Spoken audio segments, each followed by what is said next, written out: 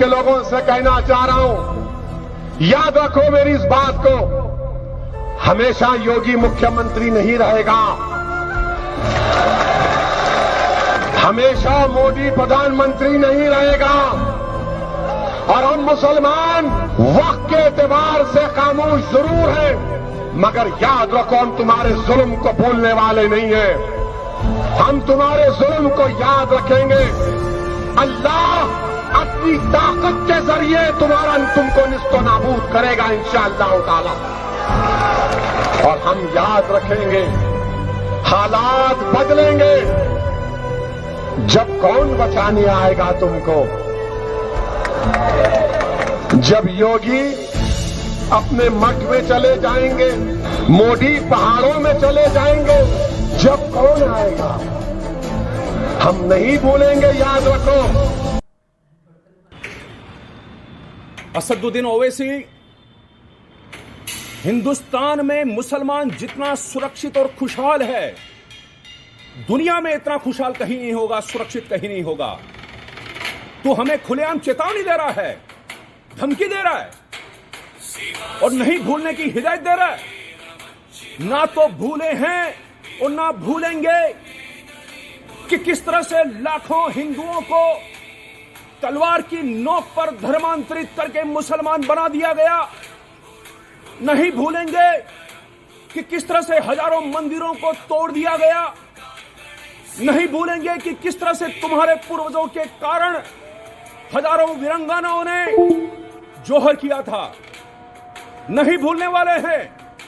और तू हमें धमकी दे रहा है कि कल को अगर योगी जी उत्तर प्रदेश के मुख्यमंत्री ना रहे, मोदी जी अगर हिंदुस्तान के प्रधानमंत्री ना रहे, तो तुम्हें कौन बचाएगा? तो तू सुन ले, हिंदुस्तान में जब तक राष्ट्रीय स्वयंसेवक संघ है, हजारों शाखाओं से हजारों स्वयंसेवक मोदी बनकर के उठ खड़े होंगे। जब तक विश्व हिंदू परिषद हिंदुस्तान में है, हजारों योगी मंदिरों की पूजा करना छोड़ करके, केसरिया बाना पहन करके, हाथों में तलवार लेकर के धर्म की रक्षा के लिए धर्म क्षेत्र में उतर पड़ेंगे। इसलिए तू ये चिंता ना कर कि हमें कौन बचाएगा। और याद रख, अब हर घर से अफजल नहीं, हर घर से महाराणा प्रताप और शिवाजी महाराज निकलेंगे, जो न केवल अपने जीवन की आहुति दे सकते हैं, और जरूरत पड़ी तो अफजल खानों के पेट को भी चीर डालेंगे। हिंदू भाइयों से खास तौर से कह रहा हूं, मुझे उस वक्त से डर लगता है जिस दिन मेरा ये नौजवान कानून अपने हाथ में ले लेगा। जिस दिन ये नौजवान बेकानून हो गया और कानून अपने हाथ में लेने पर मजबूर हो गया, तो तुम्हें हिंदुस्तान में कहीं पनाह नहीं मिलेगी। तो हिंदुस्तान में रह करके हिंदू समाज के लोगों को खुलेआम धमकी दे रहा है कि यदि मुसलमानों ने कानून अपने हाथ में ले लिया तो हिंदुओं को हिंदुस्तान में कहीं पनाह नहीं मिलेगी। याद रख, हिंदू धर्म के ग्रंथों में लिखा है, अहिंसा परमो धर्म, धर्म हिंसा तथैव चैव। अहिंसा मानव का परम धर्म है, किंतु धर्म की रक्षा के लिए की गई हिंसा उससे भी श्रेष्ठ है। अगर तुम कानून अपने हाथ में लोगे तो हिंदू समाज का नौजवान किसी से पनाह नहीं मांगेगा, वो मुकाबला करेगा। हमारा संविधान आत्मरक्षा में कुछ भी करने की अनुमति देता है। पहले भी तुमने कानून हाथ में लिया था गोधरा में, और उसके बाद में हिंदू समाज की प्रतिक्रिया पूरी दुनिया ने देखी है। पूरी दुनिया ने देखी है, इस बात को याद रखना। हम भगवान परशुराम के उपासक हैं, जिनका परसा लकड़ियां काटने के लिए नहीं है। हम मां भवानी के उपासक हैं, जिनकी तलवार सब्जियां काटने के लिए नहीं है। बाकी कुछ समझ जाना और सोच समझ करके ही कानून हाथ में लेना। भारत माता की जय। रूप से ऐसे नागरूपी आरएसएस और सांप रूपी भाजपा को स्वामी रूपी नेवला उत्तर प्रदेश की धरती से खत्म करके ही दम लेगा।